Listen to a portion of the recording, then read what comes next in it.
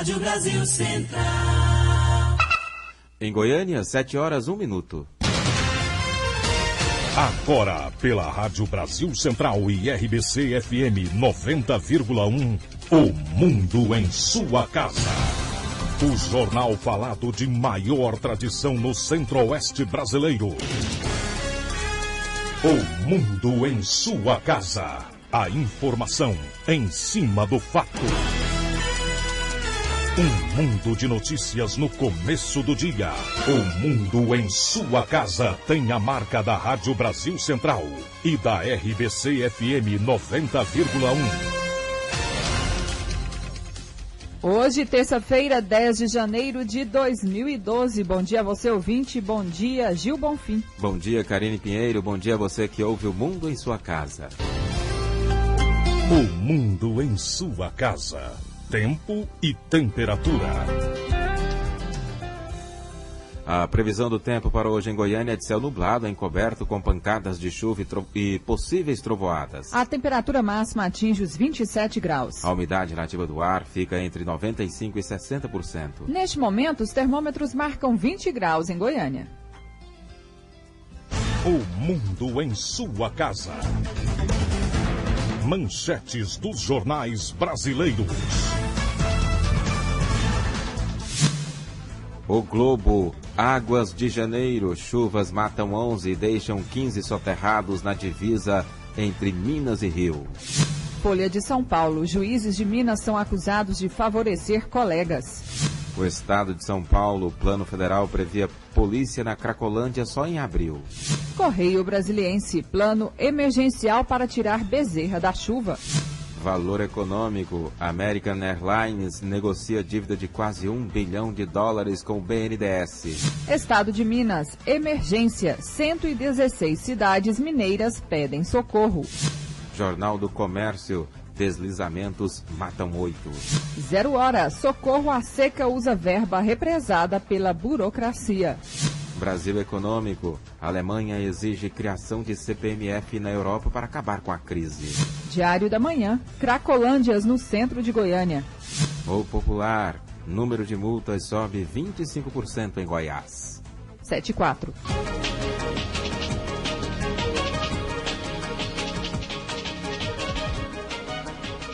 Vamos saber uma prévia dos fatos que serão notícia nesta terça-feira com o repórter Paulo Henrique Santos. Bom dia. Bom dia, Gil. Bom dia, Karine. Bom dia a todos.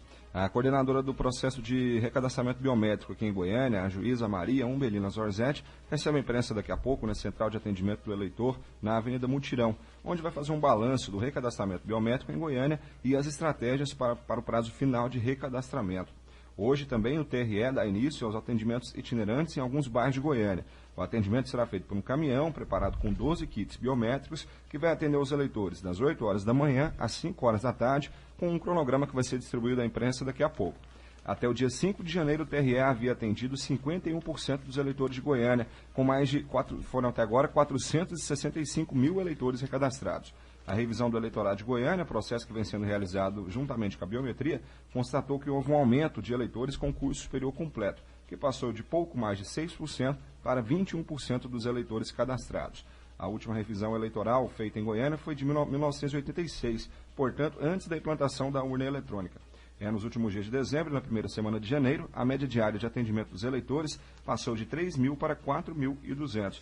E, lógico, o TRE acredita que essa média vai aumentar nos próximos dias. Então, para quem recadastrou no início, não pegou fila, fez o recadastramento rápido, a partir de agora as filas só vão aumentar, porque o prazo final é 31 de março. E quem não fizer o recadastramento tem um título de eleitor cancelado e uma série de problemas. Podemos ter tumulto por aí, né? Com certeza. A gente já percebe que todos os anos sempre tem tumulto, naquele último prazo final. Agora, esse ano, que além de quem vai fazer mudança de domicílio eleitoral e tudo isso, atualizar o título, também tem o recadastramento biométrico, então a gente pode esperar muitas filas pela frente. A gente pode lembrar também que a pessoa pode fazer um agendamento pelo site do TRE, para evitar algum transtorno. Todas as unidades do VaptVupt estão fazendo recadastramento e também o cartório eleitoral da Avenida Mutirão, um posto de atendimento ali no setor Pelo do Vico, perto do Terminal Isidora, também na Avenida Anhanguera, próximo da Avenida Goiás. E o presidente da Agência Goiana de Trânsito, a AMT, entrega 36 motocicletas que serão utilizadas pelos agentes de trânsito. São 6 motos de 600 cilindradas, né, essas para escolta, e 30 motos de 300 cilindradas, que custaram 719 mil aos cofres da Prefeitura. Os veículos vão ser utilizados pelos agentes em apoio a pessoas que reclamam da obstrução de garagens e também para atender situações de emergência, como apagões. Além disso, por meio das novas motos, o trabalho de monitoramento dos eixos preferenciais do transporte coletivo, como T7 e T985, vai ser ampliado. Os agentes vão receber treinamento do fabricante para saber como conduzir essas motos com maior segurança, né?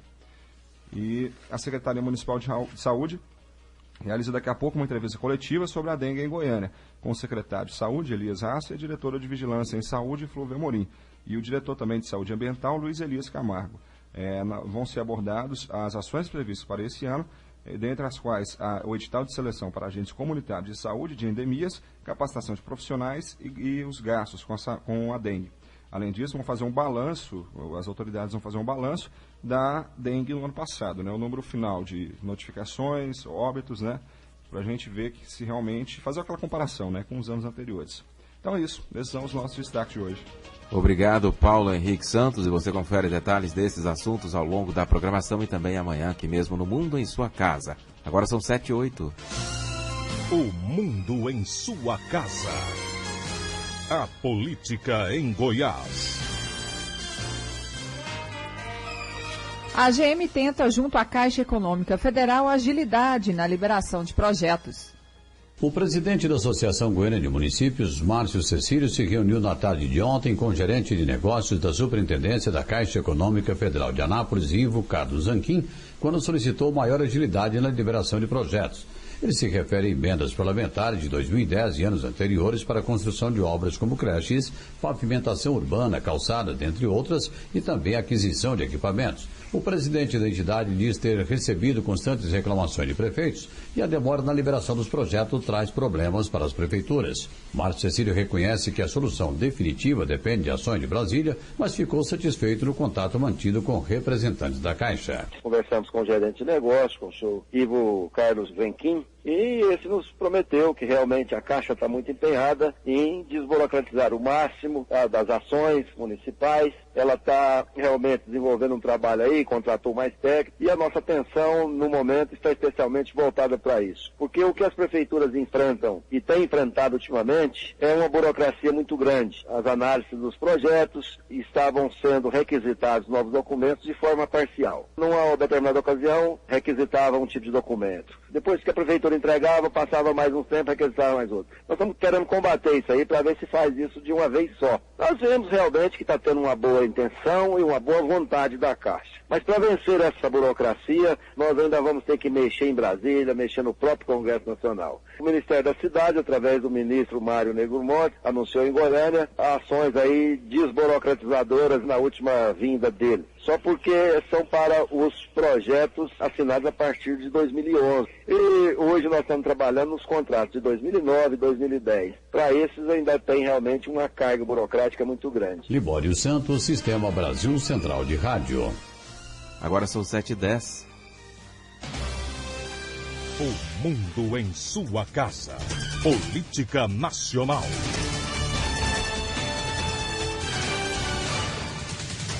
O ex-ministro do Trabalho, Carlos Lupe, retomou ontem a presidência do PDT. Ele voltou ao cargo pouco mais de um mês depois de ter pedido demissão do governo de Dilma Rousseff em meio a denúncias de irregularidades. Lupe disse à imprensa que a prioridade agora é preparar o PDT para as eleições municipais de outubro. Ele negou que tem a intenção de se candidatar a vereador no Rio de Janeiro. Ministro Fernando Bezerra pede para ser convocado para explicar denúncias ao Congresso. Ao explicar nesta segunda-feira o plano de emergência do governo para as catástrofes, o ministro da Integração Nacional, Fernando Bezerra, não escapou dos questionamentos sobre as denúncias de irregularidades em sua pasta. Bezerra tratou de reagir ao bombardeio dos repórteres e ressaltou que irá ao Congresso se explicar antes mesmo do reinício dos trabalhos legislativos. Que mantive contato com o presidente José Sarney e solicitei a ele que me convocasse para que eu pudesse me apresentar perante a comissão representativa do Congresso Nacional, para que nessa quarta-feira eu possa também ter a oportunidade de levar todas as informações as explicações para tirar qualquer dúvida em relação à gestão dos recursos de defesa civil na minha pasta. Acusado de favorecer seu estado natal, Pernambuco, com grande parte das verbas do Ministério, Bezerra disse que já esclareceu todos os pontos à presidente da República e garantiu que conta com o apoio de Dilma Rousseff. Se não contasse com a confiança e o apoio da presidenta Dilma, eu não estaria nessa solenidade. Bezerra também reagiu às denúncias de irregularidades na sua gestão à frente da Prefeitura de Petrolina. O ministro creditou as denúncias ao acirramento político em ano eleitoral. Tenho todas as minhas contas aprovadas pelo Tribunal de Contas do Estado e tenho todas as minhas contas aprovadas pelo Tribunal de Contas da União. As ações que se movem no Ministério Público Federal, elas ingressaram agora, em dezembro. Mas esqueceram de dizer que antes disso, a minha oposição lá em Petrolina ingressou com 4. E todas 4 foram recusadas pela Justiça Federal. Portanto, nós estamos tranquilos, nenhuma dessas denúncias irá prosperar, porque nunca prosperou uma denúncia em relação à minha pessoa. E eu nunca tive nenhuma conta rejeitada em toda a minha vida pública. Na tentativa de transparecer normalidade na rotina de trabalho à frente do Ministério da Integração, Bezerra afirmou que seguirá visitando as regiões castigadas pelas chuvas. Com informações de Brasília, Apolos Neto. E o presidente do Senado, José Sarney, deverá decidir hoje se convoca a comissão representativa do Congresso para ouvir o ministro Fernando Bezerra. 7h13. O ministro do Supremo Tribunal Federal, STF, Ricardo Lewandowski, afirmou ontem que pretende liberar para julgamento ainda este ano o chamado processo do mensalão. A ação penal apura a participação de 38 acusados de envolvimento no suposto esquema de compra de apoio político de parlamentares. Lewandowski é revisor do processo que tem entre os réus o ex-ministro da Casa Civil, José Dirceu, o ex-tesoureiro do PT, Delúbio Soares, e o atual presidente da Comissão de Constituição e Justiça da Câmara dos Deputados, João Paulo Cunha, do PT de São Paulo. Lewandowski garantiu que as penas do mensalão não vão prescrever na mão dele. O mensalão veio à tona em 2005. 7h13. O mundo em sua casa. Em 2011, mais de 4 milhões de estudantes participaram do Enem. Agora é a hora de fazer as inscrições para o SISU 2012, de 7 a 12 de janeiro. Nesses 3 anos de Enem, mais de 480 mil alunos foram selecionados para universidades, institutos federais, instituições particulares por meio do SISU e do ProUni. E agora, com o SISU 2012, são mais de 100 mil novas vagas. Ou seja, o acesso ao ensino superior no Brasil ficou mais simples, mais amplo e democrático. Só não vá perder a hora.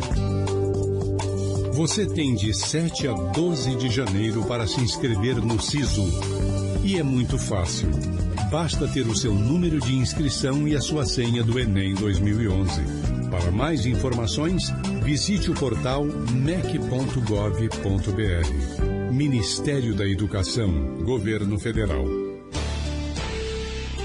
O mundo em sua casa. O jornal falado de maior tradição no Centro-Oeste brasileiro.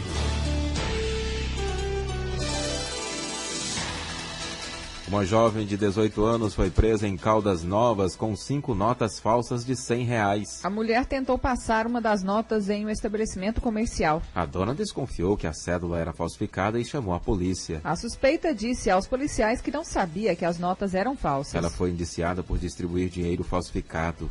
E a polícia tira de circulação traficantes da região sudoeste de Goiânia. A Delegacia Estadual de Repressão a Narcóticos prendeu 8 traficantes de médio porte em bairros da região sudoeste da capital. Desde dezembro do ano passado, a polícia monitorava as atividades dos traficantes. Todos eles vendiam cocaína e êxtase. O último deles foi preso no final de semana, Alexandre Marques da Silva, conhecido como Pipoco. O delegado Alessio Moreira fez um balanço da operação da DENARC. Foram apreendidas mais de 1,5 kg de cocaína, mais de 1,2 kg de maconha, 130 comprimidos de êxtase, além de 3 armas de fogo, sendo 2 pistolas, 1 revólver, várias munições, 6 veículos, sendo 5 carros, 1 moto, motocicleta, que eram utilizadas por eles. Conseguimos identificar da região 6 traficantes e 2 eram da cidade de Cesarina, que vieram até Goiânia para buscar droga. E a gente efetuou a prisão no momento que eles estavam negociando essa droga. Os 8 traficantes foram autuados em flagrante por tráfico de drogas e 2 deles vão responder também por porte de armas. Segundo o delegado Alessio Moreira, o próximo passo é identificar quem são os fornecedores do grupo. O delegado explica ainda que, apesar de serem conhecidos, os 8 agiam de forma independente. Na verdade, eles se conheciam, eles trabalhavam individualmente, cada um por si, exceto o casal que foi preso, o Diógenes e a Jéssica, que é marido e mulher, mas eles tinham contato entre si, eles tinham uma sinergia. Se um não tivesse a droga naquele momento, indicava o outro. Por exemplo, o Marcos e o Vinícius. Vinícius era fornecedor do Marcos, o Marcos distribuía no varejo, mas era o Vinícius que passava para ele. Foram presos também no momento da transação. A DENARC também vai investigar outros crimes que possam ter sido cometidos com as armas encontradas com os traficantes. 7h17. Um jovem de 22 anos diz ter sido espancado por seguranças da Boate Santa Fé Hall, casa sertaneja no setor Bueno, em Goiânia. Com hematomas, o estudante Aurílio Cordeiro e Silva Neto fez exame de corpo de delito na tarde desta segunda-feira no Instituto Médico Legal. Aurílio diz que estava com 5 amigos na boate e, para agilizar a conta, todos consumiram na mesma comanda. Os seguranças começaram a pressioná-lo para fechar a conta rápido. Como eles não acertaram logo, 4 deles teriam dado um golpe conhecido como gravata no rapaz e o levado para uma sala separada. Por telefone, um dos proprietários da boate, Luciano Sassenhora, deu outra versão para a confusão. Segundo ele, o jovem, bastante embriagado, teria se exaltado na hora de fechar a comanda e se negado a pagar a conta. O gerente da casa, então, teria acionado a PM para retirá-lo do local. O caso será investigado pelo 4º Distrito Policial do setor Bueno. Depois de 2 meses de investigação, a Polícia Civil de Rio Verde prende dentista vendendo atestado falso.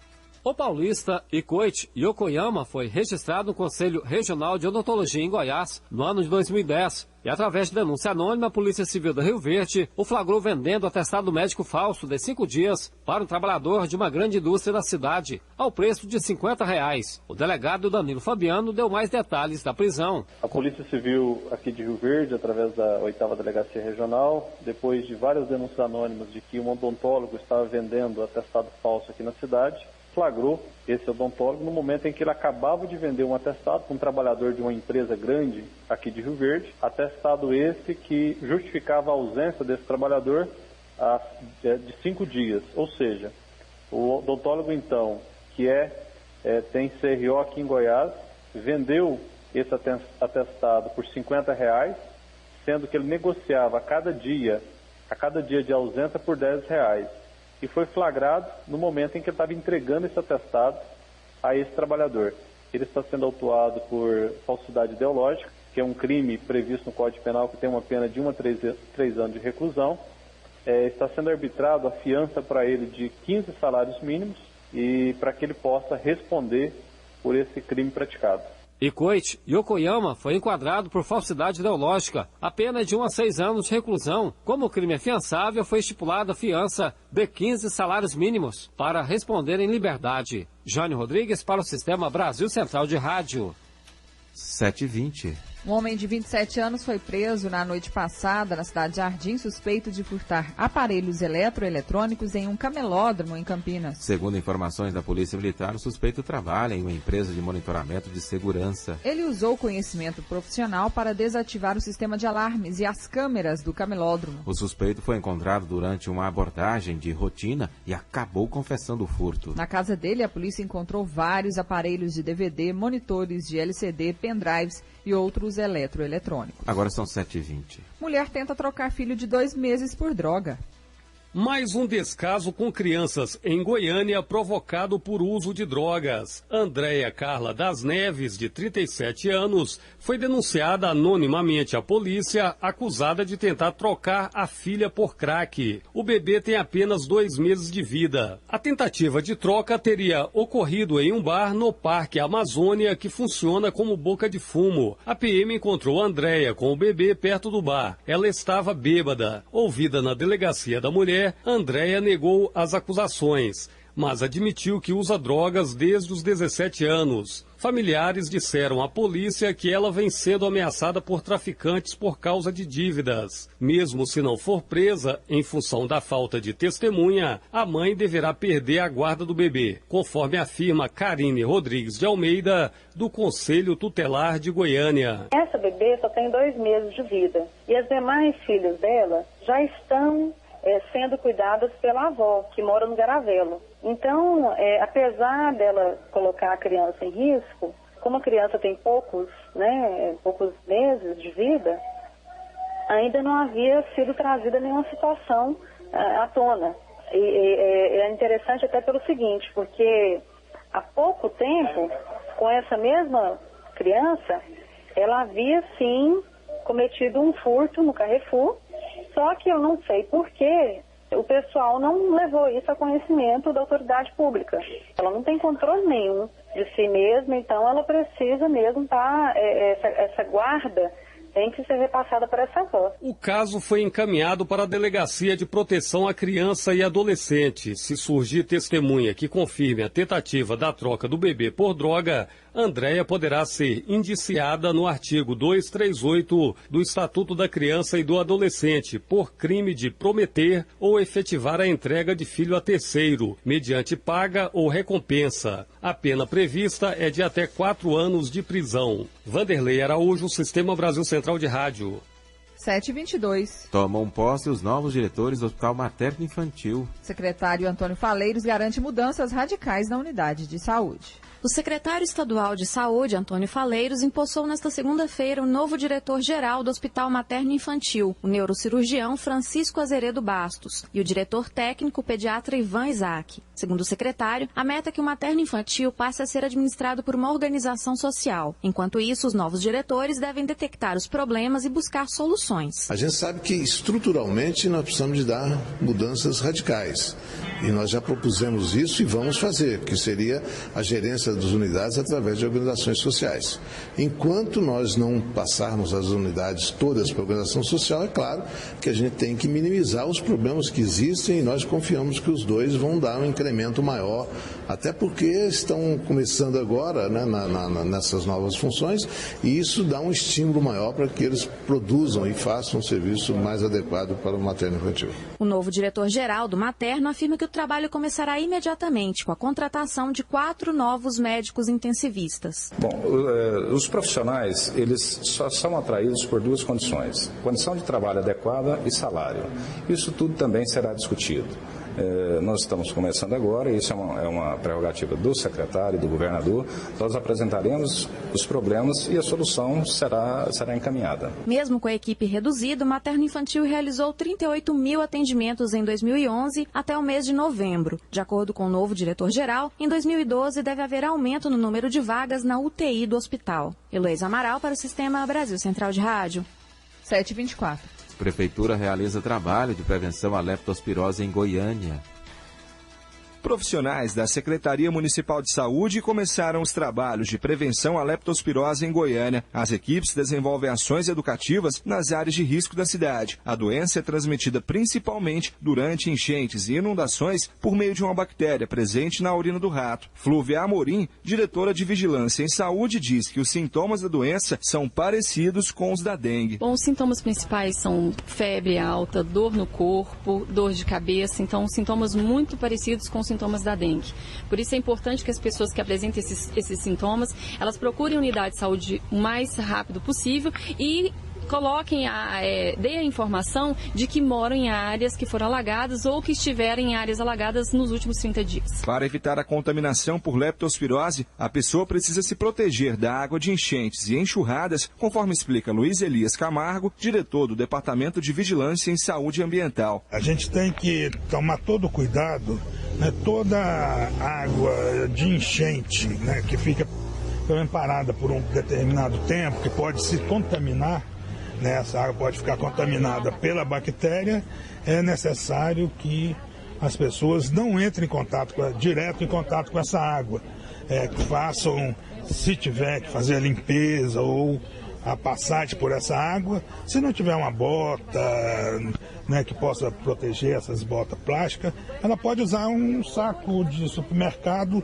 né, bem fechado, amarradinho, né, para evitar que possa se contaminar, né, com essa água, caso ela esteja contaminada. A leptospirose é grave, mata em quase 20% dos casos. No ano passado, foram notificados 4 casos em Goiânia. Uma pessoa morreu. Paulo Henrique Santos, para o Sistema Brasil Central de Rádio. A chuva forte que caiu nas últimas horas em Goiás provocou o transbordamento de rios e córregos em Porangatu, Lusiânia e cidade de Goiás. Pois é, Karine, a previsão do tempo para esta semana na região central do estado é de pancadas de chuva. A Defesa Civil explica que a cidade de Goiás, patrimônio histórico da humanidade, está recebendo atenção especial. Equipes do Corpo de Bombeiros removeram materiais de prédios antigos para evitar perdas. O monitoramento no município é constante. Para esta semana, a previsão é de muita chuva no estado. O risco de alagamento aumenta em algumas regiões. Segundo o Major Carlos, da Defesa Civil, o trabalho preventivo começou bem antes da chegada do período chuvoso para evitar tragédias.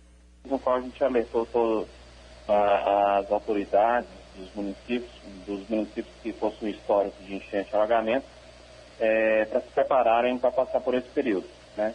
Além disso, a gente fez um plano de contingência, no qual a gente preparou equipes do Corpo de Bombeiros e Defesa Civil para atuarem nessas áreas que forem necessárias.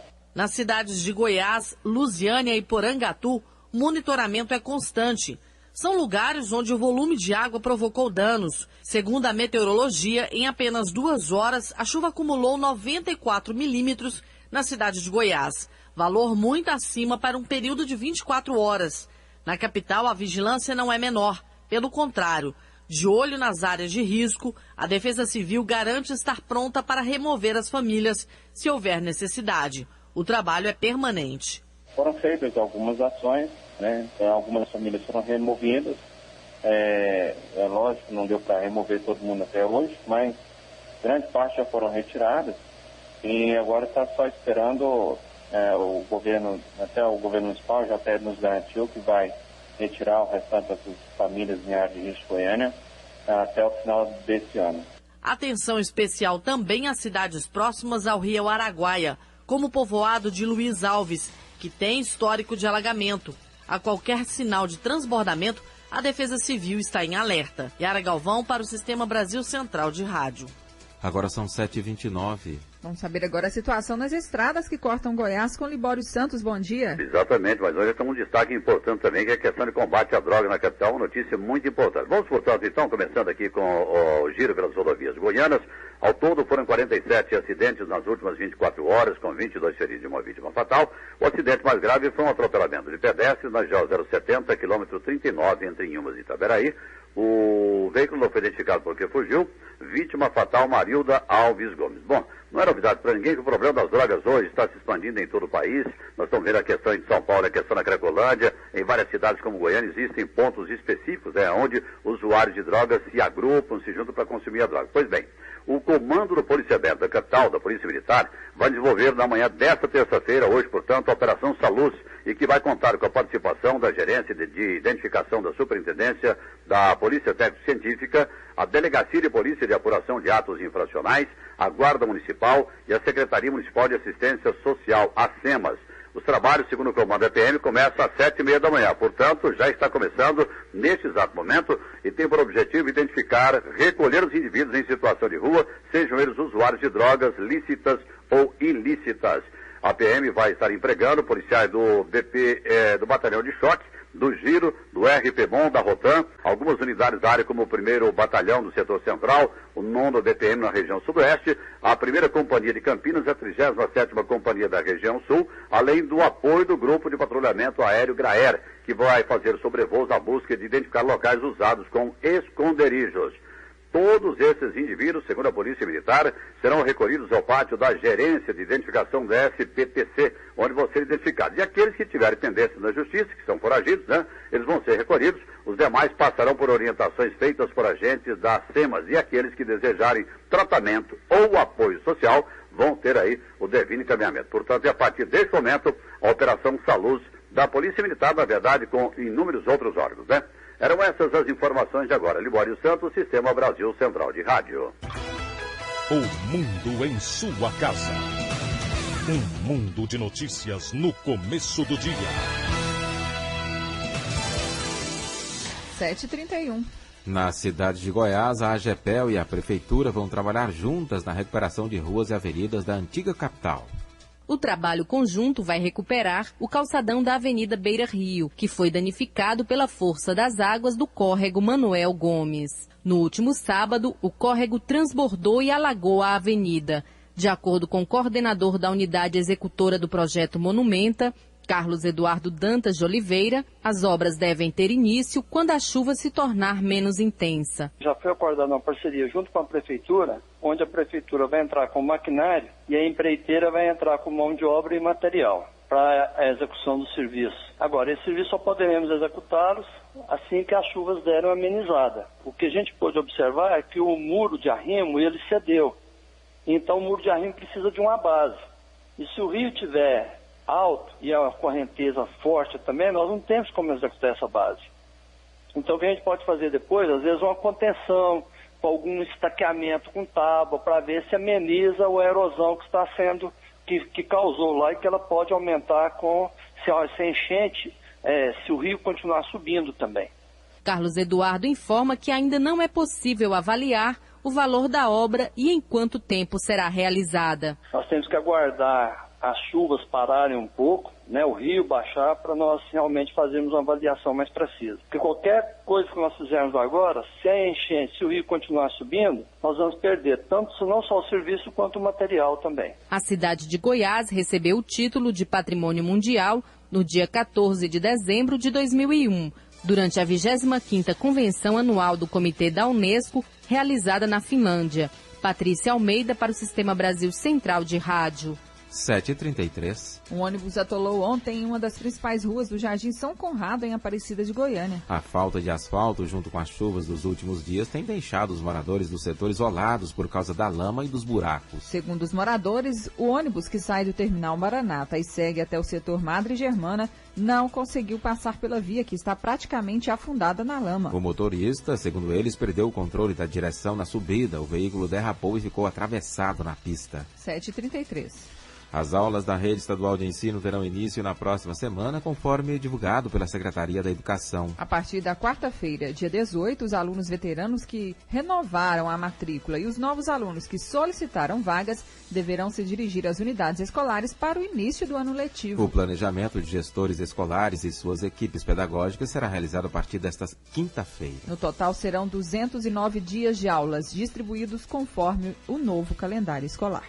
E a Agência Goiana de Defesa Agropecuária começa a inspecionar granjas onde serão abatidos suínos que vão ser exportados para a China.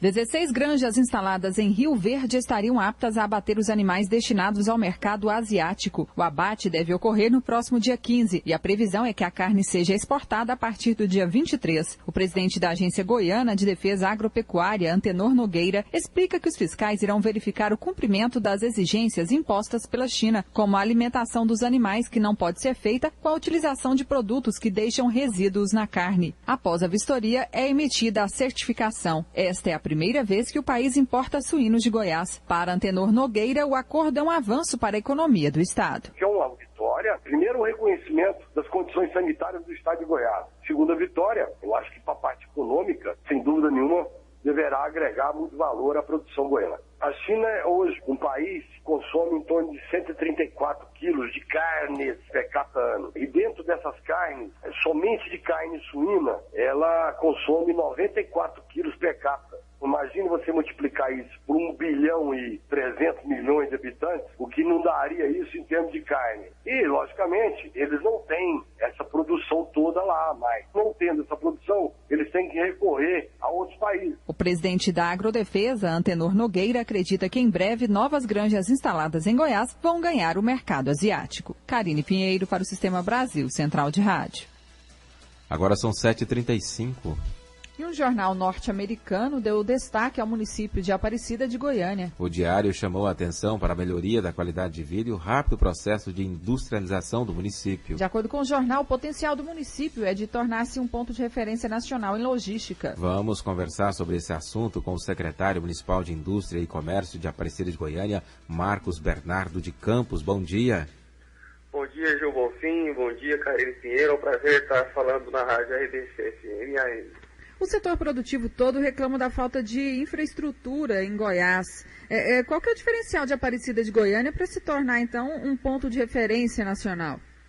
Olha, Karine, a diferença de Aparecida é que a gente está muito privilegiado geograficamente, ao lado da capital. Temos a BR-153, o anel viário.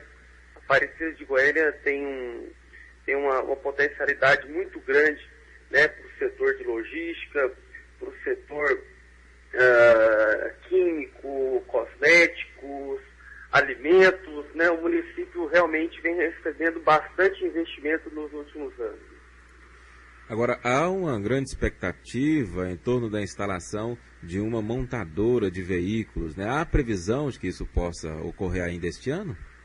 Gil, a gente está trabalhando aí, né, com muito afinco, junto com o governo, a Prefeitura de Aparecida, o governo do Estado.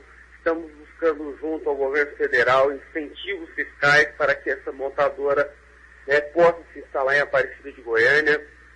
Nós já fizemos várias missões comerciais, né, anteriormente com o governador Alcides Rodrigues, agora com o governador Marconi também. A gente está bastante entusiasmado aí com o novo distrito industrial, né, que está se formando ali no local do antigo Cepaigo, né? São 60 alqueires e temos o objetivo realmente de trazer uma montadora. E para isso, né, precisamos do apoio do governo federal. Por isso é fundamental, né, o apoio do prefeito Maguito Vilela para conseguir esses incentivos, né, de PIS e COFINS que viabilizaria a vida de uma montadora para Aparecida, provavelmente chinesa. Além da questão logística, a atração de investidores também se deve à questão de incentivos fiscais. Como que a Aparecida pretende resolver esse problema do déficit de arrecadação provocado pelos incentivos? Olha, a Aparecida de Goiânia, né, o nosso incentivo, ele é estadual, né, o incentivo do produzir. Então, isso não impacta as arrecadações municipais, né, de ISS e PTU. Pelo contrário, a vinda aí dessas empresas de logística contribui muito com a arrecadação do município. E, sem dúvida nenhuma, Goiás é a porta de entrada da região norte e nordeste do país, um entroncamento. Por isso, a Aparecida vem recebendo grandes investimentos e agora também temos buscado os investimentos internacionais, já que o município destaca bastante aí no cenário do Centro-Oeste e no cenário aqui da região Goiás também. Secretário Marcos Bernardo, e que benefícios todos esses investimentos podem trazer à população do município de Aparecida? Olha, os benefícios são enormes, né? Nós geramos aí 30 mil empregos nos últimos 3 anos. Nós capacitamos aí mais de 15 mil trabalhadores em cursos técnicos profissionalizantes, além também de capacitarmos mais de 5 mil empreendedores, né, de micro e pequenas empresas, com apoio do SEBRAE, com Goiás Fomento. Ou seja, o município vem passando por uma revolução, né, industrial nos últimos anos. Nosso PIB dobrou, né, nos últimos 3 anos, saindo aí de 3,5 bilhões em 2009 para 7 bilhões no final desse ano. O município vem mudando, né, o seu perfil econômico, social, com a chegada aí das novas universidades, né, com a UFG, com o IFG, o Cefet, o funcionamento da UEG, são também novas unidades do Senai, né, do Senac, que contribuem muito também para o aumento da capacitação da mão de obra, e isso faz com que, né, o PIB per capita do município aumente, o IDH, os investimentos em infraestrutura que estão sendo feitos pela Prefeitura são muito importantes também. Ou seja, nos próximos anos nós teremos aí uma mudança, né, do perfil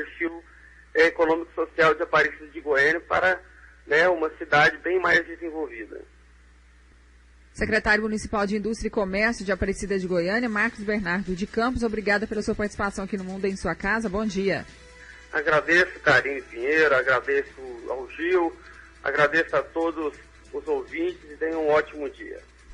Obrigada ao secretário, então, falando sobre os investimentos em infraestrutura no município de Aparecida de Goiânia, que foi destaque em um jornal norte-americano. O diário chamou atenção para a melhoria da qualidade de vida e o rápido processo de industrialização no município. Agora são 7h41. Guias odontológicas do IPASGO passam a ser emitidas pela internet.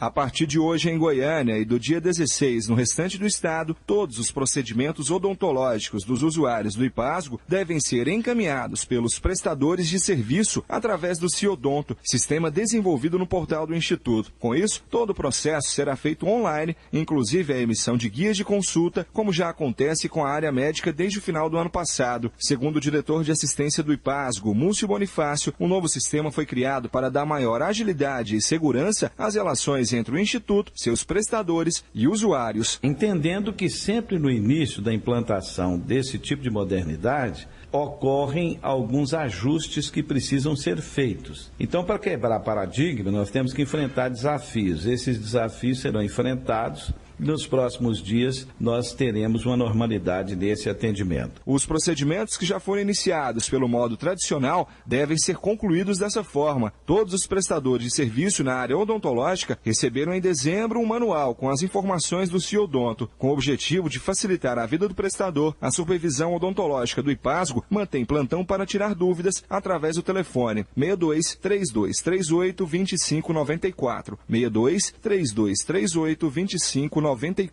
Paulo Henrique Santos, para o Sistema Brasil Central de Rádio. 7h42. A seguir, você confere as notícias do esporte. O Mundo em Sua Casa. Se a sua empresa busca reconhecimento, anuncie em uma emissora de credibilidade. Rádio Brasil Central 1270, AM, ondas curtas e tropicais. A certeza de resultado. Qualidade com alcance em todo o território nacional. Ligue 3201-7686. Rádio Brasil Central, comunicando com o mundo. O Mundo em Sua Casa tem a marca da Rádio Brasil Central e da RBC FM 90,1.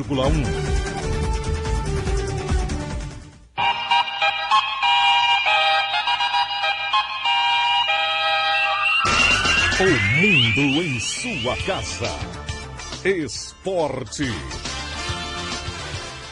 O lateral direito do Aparecidense, Marco Aurélio, foi baleado na noite de domingo em Aparecida de Goiânia após uma suposta tentativa de assalto. Segundo a polícia, o jogador estava no carro dele com a namorada quando um veículo fechou. 2 pessoas saíram do carro que o abordou e uma pessoa disparou 3 tiros no jogador. Marco Aurélio foi levado para o Hospital de Urgências de Goiânia, onde passou por cirurgia. De acordo com a namorada do atleta, o episódio ocorreu na região do Veiga Jardim, em Aparecida de Goiânia. O fato de os tiros terem sido direcionados ao jogador leva a polícia a trabalhar também com a hipótese de tentativa de homicídio. Segundo o presidente da Aparecidense, Wilson Queiroz Brasil, que acompanhou de perto o episódio, o lateral Marco Aurélio não corre risco de morte. Mas 2 balas ficaram alojadas na coluna do jogador, o que pode deixar sequelas. Vila Nova e Goiânia entram em campo hoje para um final melancólico na Copa São Paulo de Futebol Júnior. Com 2 derrotas, a equipe colorada já está eliminada da competição. O Galo, com um empate e uma derrota, tem chances matemáticas, mas está virtualmente eliminado. O Goiânia encara o líder do Grupo H, o Paulista, às 2 da tarde. Para ficar na segunda posição, o time precisaria golear e torcer por um empate entre Fortaleza e Sumaré, que se enfrentam às 4 horas. O Vila Nova encerra sua participação contra o Americano no estádio Martins Pereira, às 5 da tarde, na cidade de São José dos Campos. 7h45. O Vila Nova deve anunciar mais 4 reforços esta semana, inclusive um para o ataque. O grupo de jogadores do Vila Nova seguem se movimentando, trabalhando em 2 períodos ao longo das semanas nesta pré-temporada. Vale ressaltar que a diretoria já confirmou na última semana, antes do início do Campeonato Goiano, os jogadores ficarão fora do Anésio Brasileiro Alvarenga, irão para uma concentração, a mesma do ano passado, na Estância Lago Verde, um pouco mais afastado do bafafá, dos torcedores, para que os jogadores então façam suas últimas preparações visando o início da temporada 2012. Mais 4 jogadores, pelo menos, deverão ser apresentados esta semana. Segundo o presidente executivo do Vila Nova, Eduardo Barbosa, um atacante está contratado e mais 3 jogadores estão praticamente certos com o Vila. O presidente vilanovense não quis divulgar nem o nome do atacante, nem mesmo as posições dos outros 3 jogadores que estão acertados com o Tigrão. Paulo Massad para o Sistema Brasil Central de Rádio. 7h46. Atacante que não balança as redes há quase 1 ano e meio está praticamente acertado com Goiás.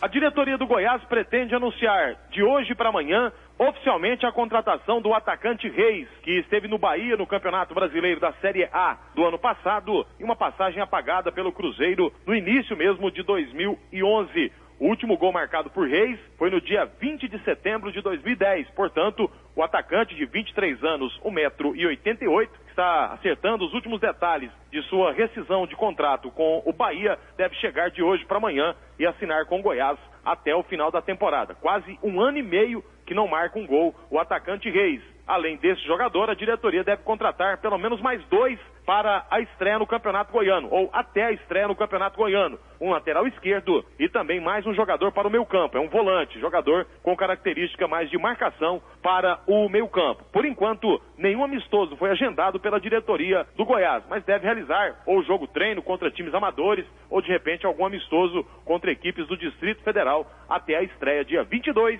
contra a Aparecidense, 5 da tarde na Serrinha. Vinícius Silva para o Sistema Brasil Central de Rádio. 7h47. E depois de renovar com o zagueiro Leonardo, o Atlético tenta volante do Vitória. No Atlético, a diretoria não quer saber de perder tempo. Associada à comissão técnica, o grupo rubro-negro continua com trabalhos intensos visando a estreia do Campeonato Goiano. O técnico Hélio dos Anjos determinou treinos técnicos táticos com bola já para a parte da manhã. E no período da tarde, a expectativa é que seja realizado talvez um coletivo. Mesmo com o tempo chuvoso, a diretoria não restringiu os jogadores aos treinamentos fortes. Tudo para que o Atlético se mantenha firme na preparação para a difícil agenda que terá em 2012. As novidades no Atlético é a permanência do zagueiro Leonardo, que está acertado, treinou ontem, e a transferência do jogador Robson para o Vitória da Bahia. O Atlético se interessa agora pelo jogador Neto Coruja, que pode vir envolvido nessa negociação. O Atlético que agora estreará no Campeonato Goiano no dia 21, às 17 horas, num sábado, tendo em vista que a tabela do campeonato foi mudada devido aos direitos de televisão. Rondinelli Dantas para o Sistema Brasil Central de Rádio. 7h49. O atacante Túlio Maravilha já tem um lugar onde seguir na busca pelo seu 1000º gol, o Clube Sociedade Esportiva. O CSE, que disputa a primeira divisão do Campeonato Alagoano, confirmou ontem o acerto com o folclórico jogador por meio de seu presidente Antônio Oliveira. Com 975 gols na carreira, de acordo com a sua contagem, o centroavante recentemente reclamou do Botafogo, clube em que quer marcar o gol de número 1000. Ele disse que os alvinegros não o procuraram ao final da última temporada, como havia sido prometido. Pouco depois, porém, ele voltou atrás e garantiu que tudo não passou de um mal entendido por meio de seu Twitter. Túlio ainda informou que retorna ao time de General Severiano quando restarem 7 gols para a sonhada marca.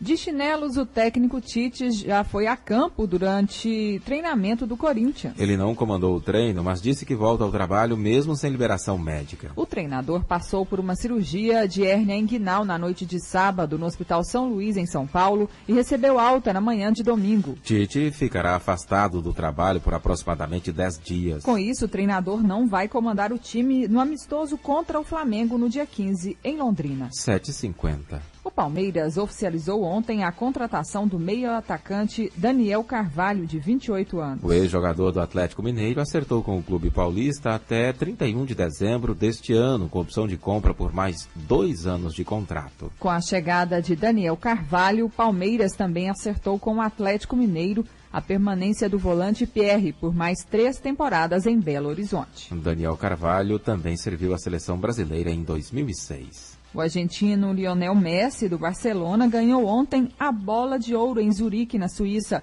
e foi eleito o melhor jogador do mundo da FIFA. É a terceira vez seguida que ele vence. O atacante Neymar dos Santos conquistou o prêmio Puskás, dado ao autor do gol mais bonito do ano. O brasileiro venceu com o gol marcado contra o Flamengo na derrota por 5-4 pelo Campeonato Brasileiro de 2001, jogo histórico. A japonesa Omari Sawa foi eleita a melhor jogadora, colocando um final na hegemonia de Marta no futebol feminino. A brasileira ficou em segundo lugar. 7h51. Essas foram as notícias do esporte. O mundo em sua casa. A informação em cima do fato. A Receita Federal abriu ontem a consulta a um lote residual do imposto de renda relativo aos exercícios de 2008, 2009, 2010 e 2011. As restituições serão pagas para mais de 93 mil contribuintes em 16 de janeiro, totalizando 195 milhões de reais. As consultas podem ser feitas na internet pelo endereço eletrônico www.receita.fazenda.gov.br ou pelo telefone 146. 24 empresas em Goiás são acusadas pelo Ministério Público do Trabalho de prática do trabalho escravo. 52 empresas e pessoas físicas foram incluídas pelo Ministério do Trabalho e Emprego na lista suja do trabalho escravo, que passa a contar com 294 nomes. 2 foram retirados por terem comprovado o cumprimento de todos os requisitos para a exclusão do nome. O número é recorde para a lista, que começou a ser feita em 2004 pelo Ministério. O levantamento, que é um cadastro de pessoas físicas e jurídicas flagradas explorando mão de obra escrava, foi criado para coibir a prática no país. Os nomes que passam a fazer parte da lista ficam impedidos de obter empréstimos em bancos oficiais e entram na lista das empresas integrantes da cadeia produtiva do trabalho escravo no Brasil. O auditor fiscal do trabalho, Valdivino Vieira, diz que Goiás ocupa lugar de destaque na lista suja. No estado, são 24 empresas que estão nessa lista suja. Quer dizer, é um percentual considerável. Valdivino explica o que são as condições de trabalho análogas à escravidão. Trabalhar com falta de pagamento, né? Em alguns locais a gente encontra trabalhadores aí trabalhando há vários meses sem receber, sem anotação da carteira, péssimas condições de moradia, de alimentação, muitas vezes com documentos retidos. Os nomes inseridos na lista suja estão no endereço eletrônico do Ministério do Trabalho. Vanderlei Araújo, Sistema Brasil Central de Rádio. 7h53. O Sistema Nacional de Aprendizagem Rural vai capacitar professores dentro do programa Trabalho Decente. O programa segue normas da Organização Internacional do Trabalho e tem por objetivo capacitar os instrutores para a educação das pessoas que trabalham no campo. Elas vão aprender como preservar a saúde e evitar problemas causados pela má postura, como a lesão por esforço repetitivo. Segundo o superintendente do Sistema Nacional de Aprendizagem Rural, Marcelo Martins, com a prevenção é possível evitar incapacitações no campo. O trabalho que nós estamos fazendo é um trabalho proativo para que, ao longo do tempo, nós tenhamos uma redução desse tipo de problema. Essa estratégia, ela vem sendo utilizada por outros setores da economia e nós não poderíamos, de forma alguma, nos furtar de estar também desenvolvendo esse tipo de trabalho, esse tipo de ação. O programa Trabalho Decente é desenvolvido em todo o país pelo sistema CNA-Senar, Instituto CNA e Previdência Social. Karine Pinheiro para o Sistema Brasil Central de Rádio. 7h55. A Caixa Econômica Federal informou que as loterias arrecadaram 9 bilhões e 730 milhões de reais em apostas em 2011. Segundo o banco, o valor é o maior obtido na história dos jogos e representa um crescimento de 10,5% em relação ao ano de 2010. A Mega Sena foi, pelo 4º ano consecutivo, a responsável pelo desempenho recorde das loterias, com mais de 4 bilhões e meio de reais em apostas. A Caixa informou que vai concluir no primeiro semestre deste ano o sistema que permitirá fazer as apostas pelo site oficial do banco. A Caixa também divulgou que deverá regulamentar os chamados bolões, mas não fixou um prazo para que isso aconteça. E a Caixa Econômica Federal promete normalizar atendimento aos usuários, principalmente aos servidores do Estado. De dezembro a início de janeiro, o Procon Goiás registrou contra a Caixa Econômica Federal uma grande quantidade de reclamações, 67 no total, pelo Disque Denúncia, telefone 151. As principais queixas são de demora na fila para pagar boletos, saques e pedido de transferências. 14 agências foram notificadas e uma autuada e multada. Diante do problema, as superintendentes do Procon, Darlene Araújo, e da Caixa, Marise Fernandes, se reuniram nesta segunda-feira para solucionar os contratempos dos servidores com a instituição, que desde dezembro é responsável pela gestão da folha de pagamento do Estado. O objetivo da reunião foi para que a Caixa Econômica trouxesse dados e formas para minimizar o problema do servidor, o atendimento, o tempo das filas. Então foi apresentado para nós números e o compromisso que até o final do mês, esses problemas da demora no atendimento, eles terão então uma diminuição significativa e a lei será cumprida integralmente. Darlene Araújo ressalta que o problema das filas já está praticamente solucionado. Nós tivemos um número maior de reclamações no final do ano de 2011 e início, primeira semana de janeiro, em decorrência do pagamento da folha do servidor público. Então, as denúncias, o tempo de espera tem diminuído. Hoje mesmo nós não tivemos nenhuma reclamação.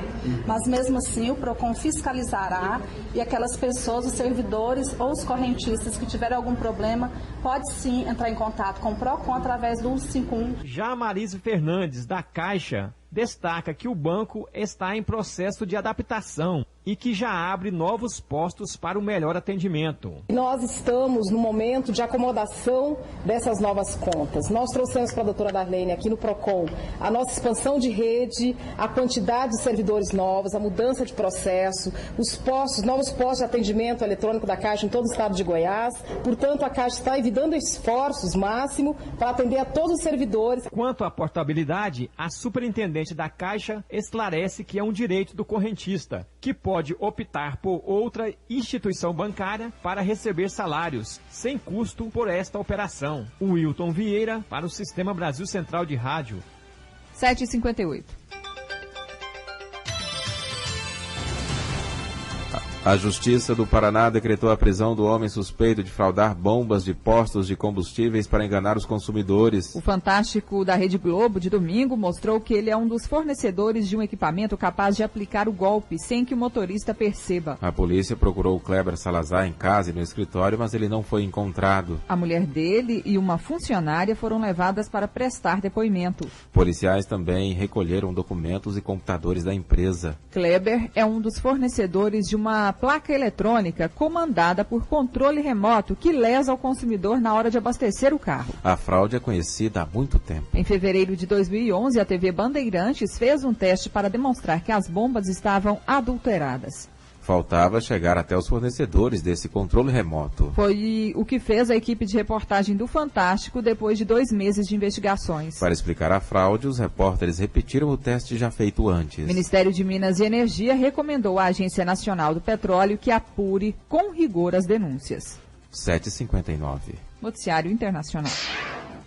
O Papa Bento XVI disse ontem que o casamento homossexual é uma das várias ameaças atuais à família tradicional, pondo em xeque o próprio futuro da humanidade. Foram as declarações mais fortes já proferidas pelo pontífice contra o casamento homossexual. Ele abordou o assunto durante um pronunciamento de Ano Novo a diplomatas de quase 180 países acreditados no Vaticano. Segundo Bento XVI, a educação das crianças precisa de ambientes adequados. E o lugar de honra cabe à família, baseada no casamento de um homem com uma mulher. 8 horas e termina mais uma edição do Mundo em Sua Casa, que teve a apresentação de Karine Pinheiro e Gil Bonfim. Redação e edição Antônio Correia, Marcelo Cabral e Wendel Franco. Direção de estúdio Rossana Gomes. Chefes de reportagens Ione Chagas e Almir Costa. Operação de áudio Thaís Oliveira. Central técnica Altair José. Gerência do sistema de rádio Suede Barbosa. Direção de Tele-Rádio-Difusão Abadia Lima. O Mundo em Sua Casa volta amanhã às 7 da manhã. Obrigado pela sua atenção e até lá. Bom dia, Karine. Bom dia, até amanhã. Este foi, pela Rádio Brasil Central e RBC FM 90,1, O Mundo em Sua Casa. O jornal falado de maior tradição no Centro-Oeste brasileiro. O Mundo em Sua Casa. A informação em cima do fato. Um mundo de notícias no começo do dia. O Mundo em Sua Casa voltará sempre com a marca da Rádio Brasil Central e da RBC FM 90,1.